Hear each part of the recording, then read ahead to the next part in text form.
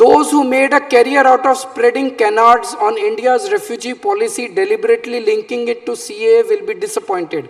और नीचे उन्होंने एक लगाया Rohingya refugees in Delhi to get roofs over their heads.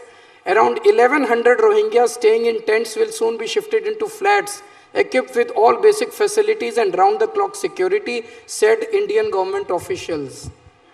मैं रोहिंग्यों को बसा रहा हूँ, पर अरविंद तो जी, रोहिंग्यों को लाते ये हैं, बसाते ये हैं, और चुनाव भी रोहिंग्यों के ऊपर ही लड़ते हैं ये लोग। पर अरविंद जी 9.5 साल तक आप मुख्यमंत्री थे, क्या तब इलीगल माइग्रेंट्स का आपको नहीं पता था कि हैं? आपने क्या अपने तंत्र में इलीगल माइग्रेंट्स का मुद्दा केंद्र सरकार का है, दिल्ली में आपका दायित्व नहीं था? बांग्लादेश की बाउंड्री से अगर इलीगल माइग्रेंट्स इंडिया आ रहे हैं, ये जाके झारखंड में कहते हैं रोहिंग्यों को हेमंत सोरेन ने बसा दिया, दिल्ली आके कहते हैं केजरीवाल ने बसा दिया।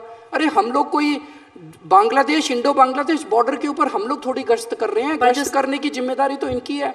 आप ही के टीवी चैनल ने कल दिखाया है that central government has unilaterally failed in protecting the borders of the country. आप ही लोग कल बोल रहे थे, अब आप मेरे से क्वेश्चन पूछ रहे हो। नहीं, मैं वही सवाल पूछ रही हूँ क्योंकि 9.5 आप भी सीएम रह चुके हैं, तो उस वक्त आपको नहीं लगा कि अपना तंत्र यूज करके, जो आपका गवर्नेंस तंत्र है, कि आप एक रिपोर्ट तैयार करें कि इतने इलीगल माइग्रेंट्स आ गए हैं? क्योंकि चार्ज है केंद्र सरकार कह रही है, वोट बैंक बन गया है, केंद्र सरकार कह रही है कि हम इनको बसा रहे हैं, तो क्या दिल्ली के मुख्यमंत्री की हिम्मत है कि उनको हटा सके?